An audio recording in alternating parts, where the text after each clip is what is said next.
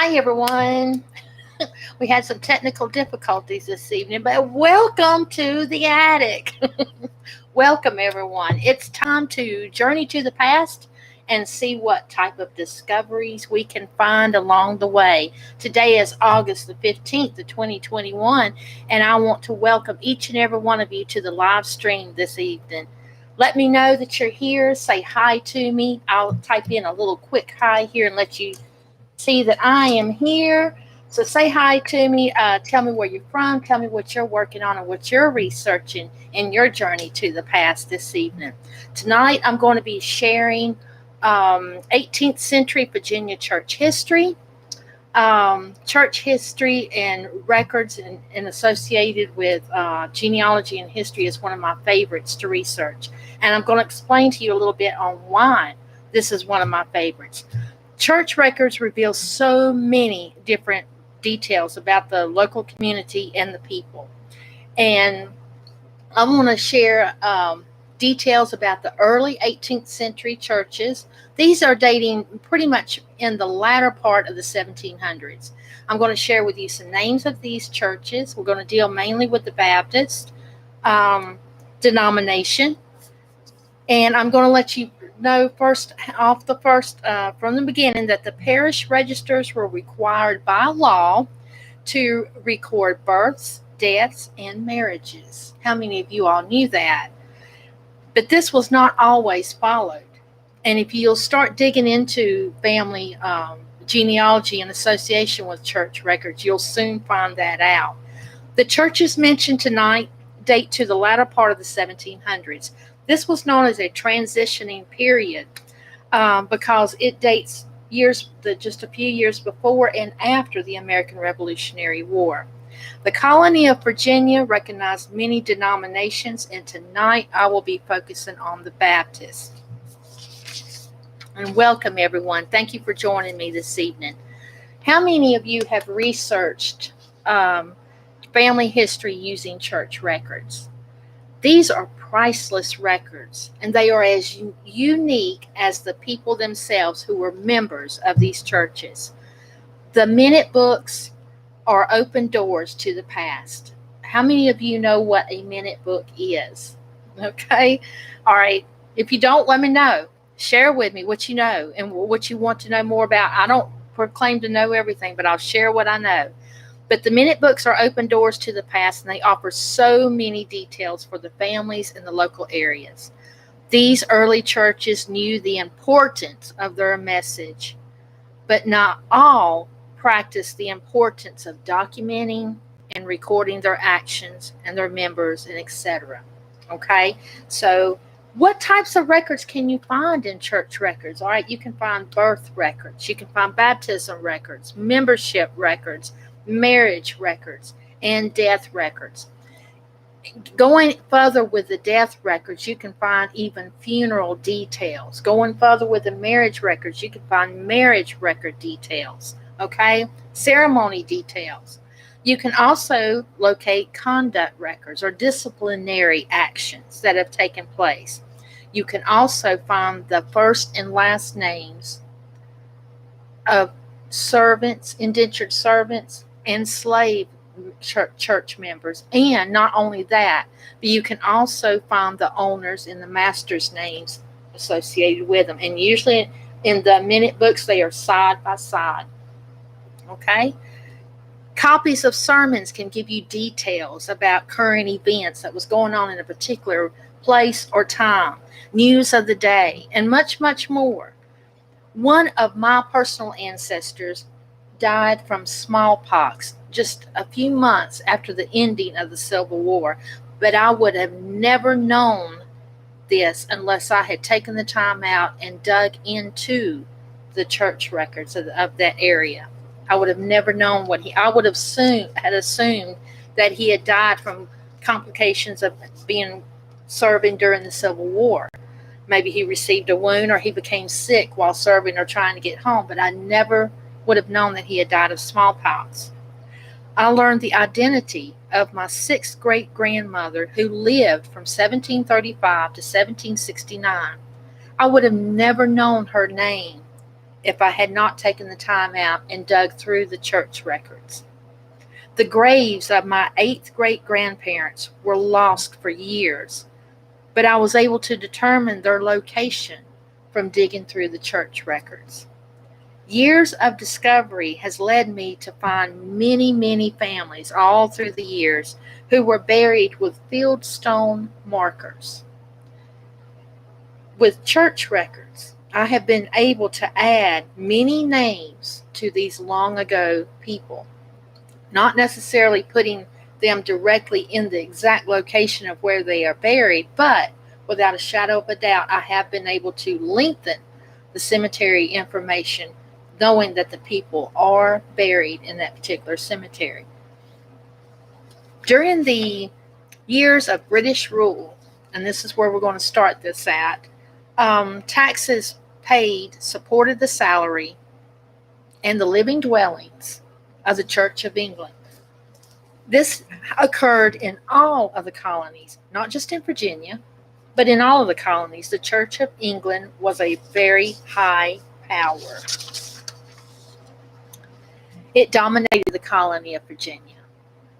Among the first buildings to even appear in Jamestown were of services to the Church of England.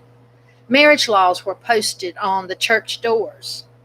That would be the first thing that you would see, with the rules of the church, and they followed a person from birth to death. Okay? The Church of England and the governing of the colony acted as one united body of law and rules. Any person violating the rules of the church were also violating the laws of the colony. During the early to the mid-18th century, it was not uncommon to witness a group of people gathered in a grove of trees or an open meadow, listening to a sermon by a traveling minister. As these groups grew, the colony looked down upon these ministers and their sermons. Many were arrested and confined until their fines were paid. It appears that the more times these ministers were confined to jail, the crowds grew larger. It is from this radical action of arresting these traveling ministers who were attracting all of these huge, large crowds in these grove of trees, open meadows, various farms and neighbors, small villages.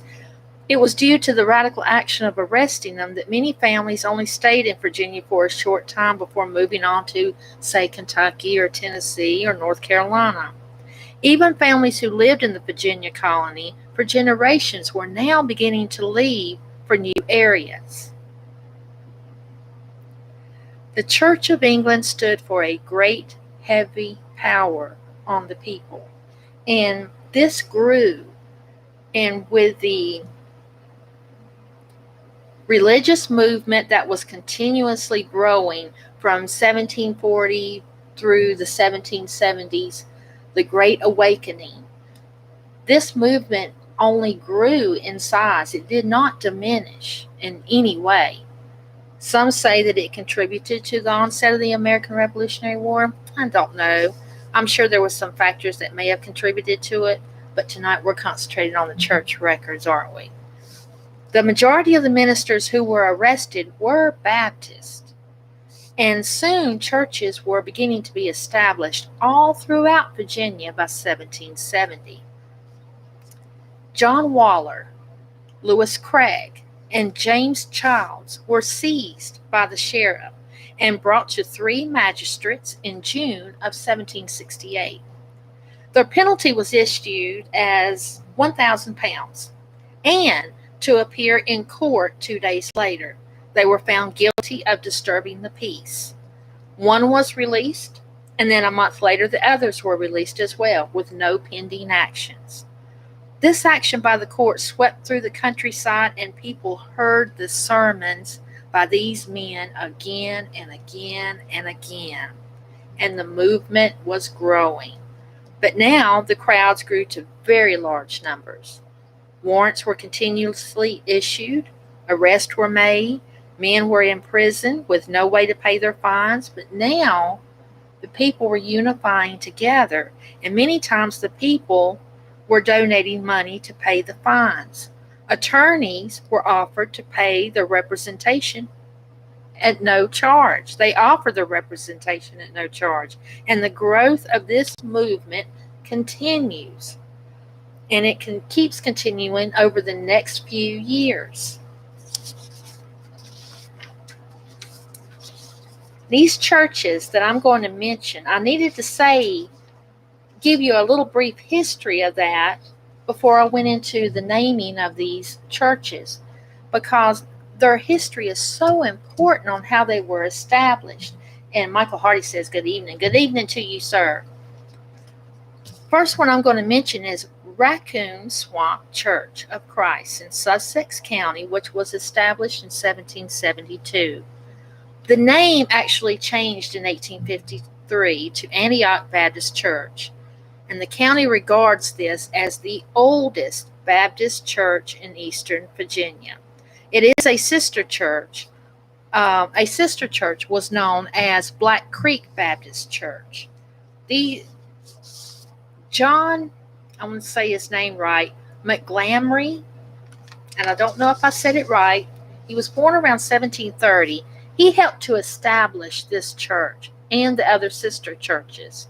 He was also responsible for Mill Swamp Baptist Church, Black Creek, Seacock, and High Hills. He was part of the Kehokie Association for over 20 years. That's a very important name to remember if you're researching genealogy and history with early church Baptist churches. And I'm going to spell it for you, and then I'll type it in here. It's Kehukee. It's Kehukee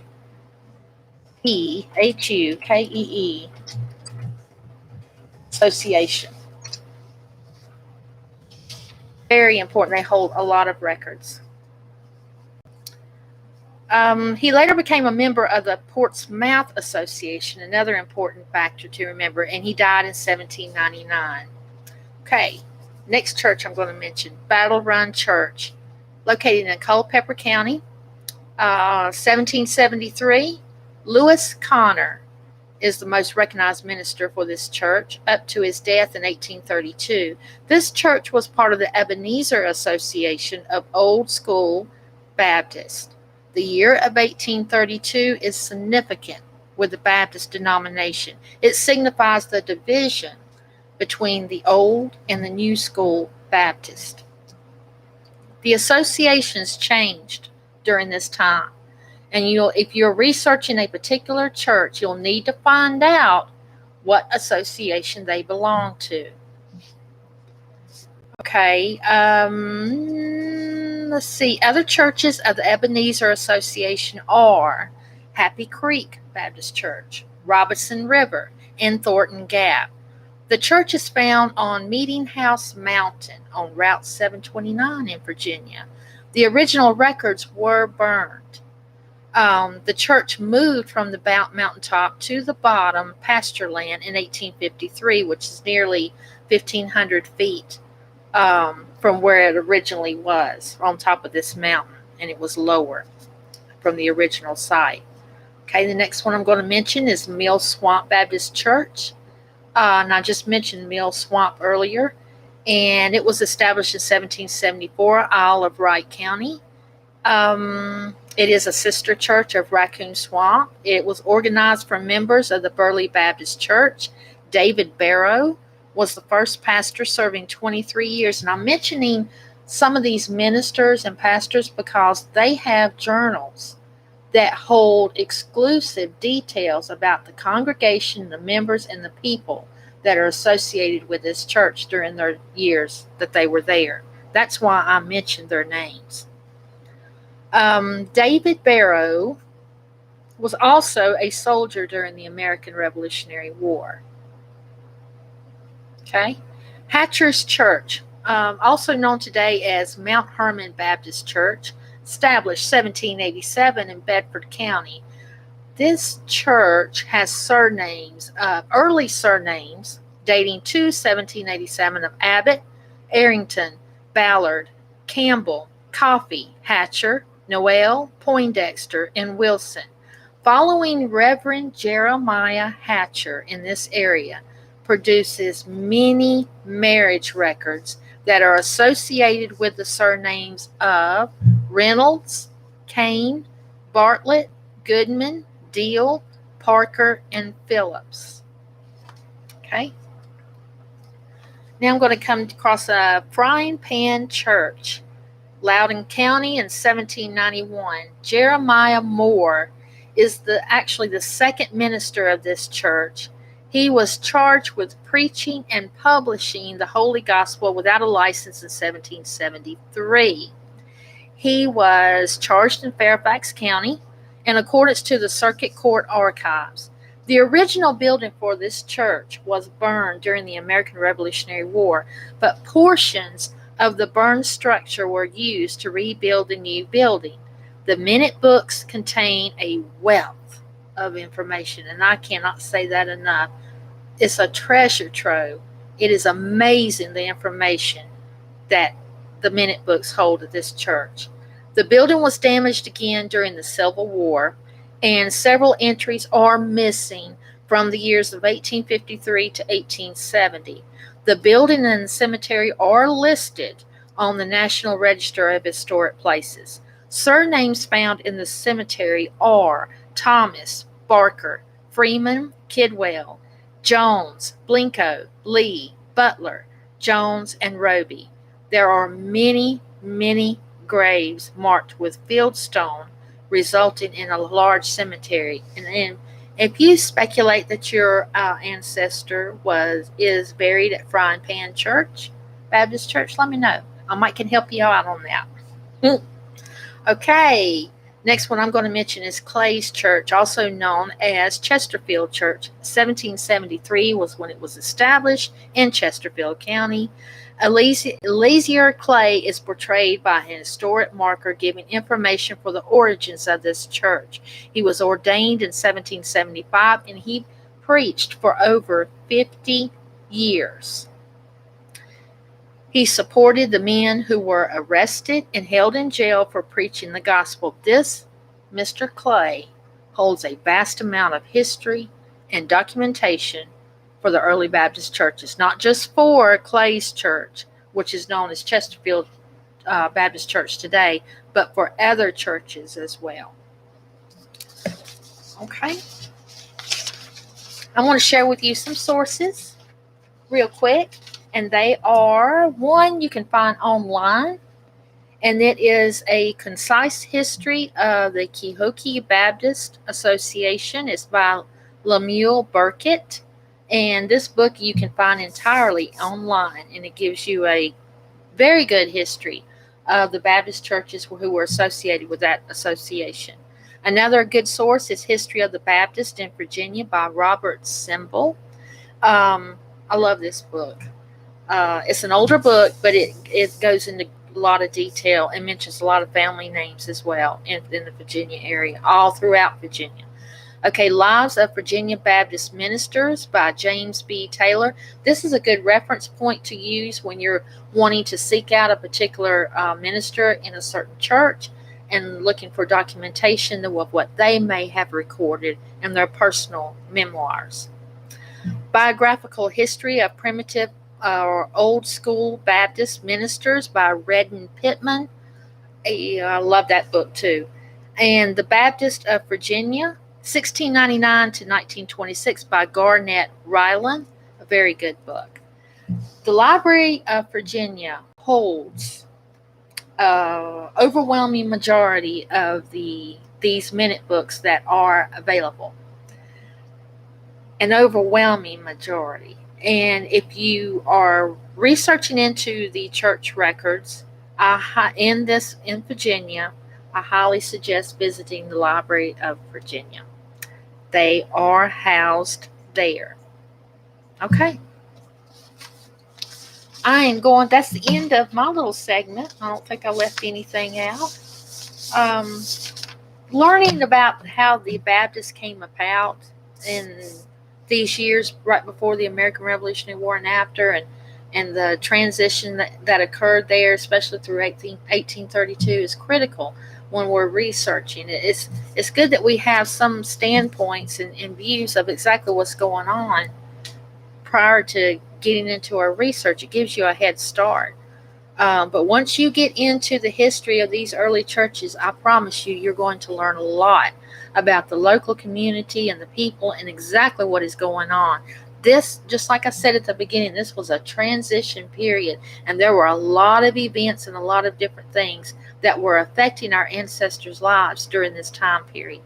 And I wanted to stress again about the indentured servants and the slaves. The majority of the Baptist churches in Virginia welcomed everyone, and their cemeteries were filled with everyone as well. There was the indentured servants were listed as memberships for church members, and they had their master's names listed beside them. The same thing with the slaves, and you can find a great deal of information. That researching church records has greatly helped me all through the years and finding out these family histories pertaining to them. Okay, so now I'm going to share you my book of the week. I always get a new book. So this week, I got The Life of Andrew Jackson. And this particular book is written by Marquise James. I always wanted a copy of this book, and I was able to get this week. This was published in 1933, and I haven't started reading it yet. I hope to get into that later this afternoon, but I wanted to share something very exciting that I found as soon as I opened the book, and that is a route that many early settlers would use if they were using a flatboat traveling from the western mountains of North Carolina in through Tennessee. And this map shows it from 1779 through 1780, and it goes into detail of how the flatboat would travel. Hold it up. And it's inside the cover of the book. Amazing. Absolutely amazing. So you never know what you might find in a book. Okay, that's it for me. I see no questions, no comments. I want to appreciate each and every one of you for joining me this evening. Thank you so much. I hope you have a great week filled with fascinating and discoveries that you may greet along the way. Join me next Sunday from the Attica Piedmont Trails. And until then, enjoy your journey to the past, and God bless.